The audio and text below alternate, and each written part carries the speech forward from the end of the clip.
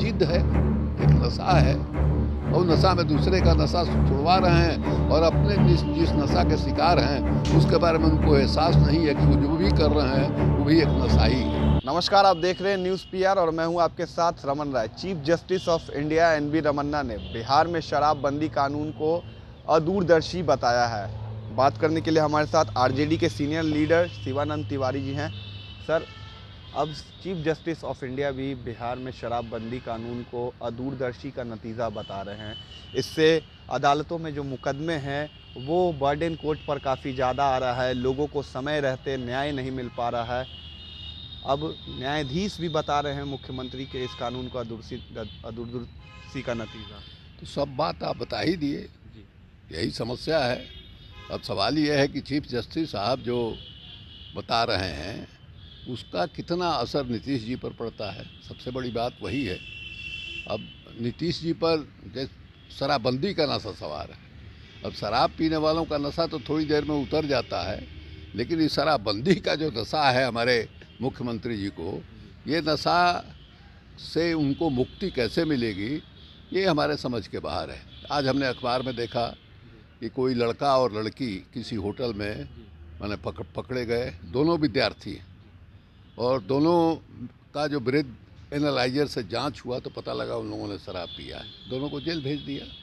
अब ये मामला ऐसा है, इसमें काउंसलिंग की ज़रूरत है। मान लीजिए लड़के का जो अभिभावक है, लड़की का जो अभिभावक है, उसको आप खबर दे के बुलाते, सीधे आपने जेल भेज दिया। अब ये मैंने बिल्कुल जवान लड़के हैं, पूरा भविष्य इनके सामने है, और आपने उस भविष्य को बिल्कुल अपने भीम में जो है दागदार बना दिया। जो कह रहे हैं वो रमन्ना साहब, वो बिल्कुल सही बात है कि बगैर सोचे समझे एकदम माने अहम में अपने जो है सारे के सारे लोग, उनके पार्टी के लोग तक, हम उनके पार्टी में रहे हैं, लंबे समय तक रहे हैं, बहुत सारे लोग हमारे यहाँ अभी आते हैं जाते हैं, या कभी बात हो जाती है, मुलाकात होती है, सब लोग त्रस्त हैं इनसे, भारतीय जनता पार्टी के हों या जदयू के लोग हों।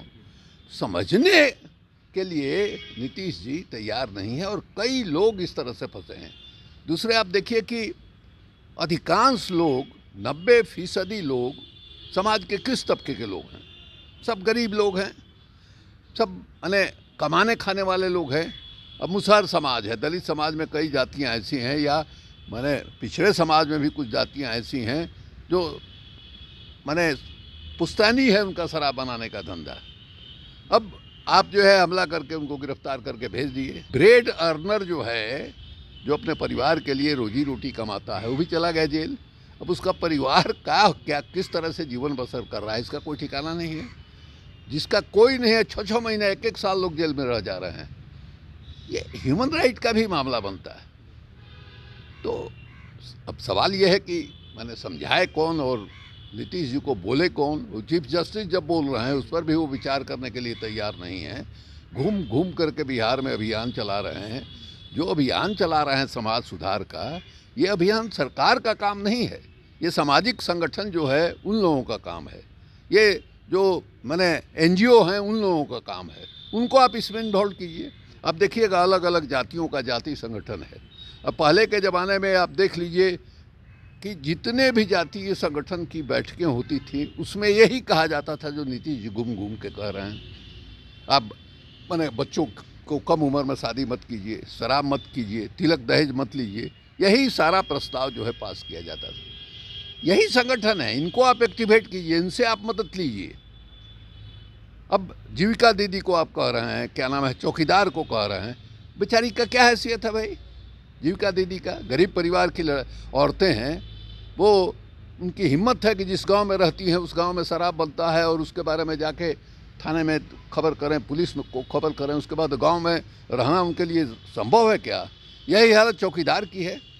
अब चौकीदारों का यहाँ पटना में धरना चल रहा था, उन लोगों ने बिल्कुल मैंने स्पष्ट तौर पर कहा कि भाई थाना में हम खबर करें, नहीं आता है कोई। थानेदार लीक कर देते हैं, उनका ये भी कहना था सर। खबर लीक होगा ही ना भाई। मान लीजिए जिस चौकीदार का जो इलाका है वहाँ जो है अगर चौकीदार नहीं भी खबर करता है तो जो शराब बनाने वाले लोग जो है उनका पहला शक जो है उसी पर जाता है। अब वो गरीब आदमी है, वो ताकतवर लोग हैं, उनसे अपनी रक्षा कैसे करेगा?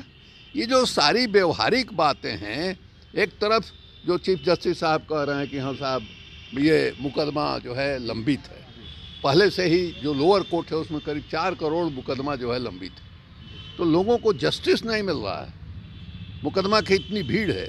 और दूसरे तरफ आप जो है भीड़ लगा रहे हैं, सिर्फ भीड़ ही नहीं लगा रहे हैं बल्कि लोगों का जान जो है सांसत में डाल रहे हैं।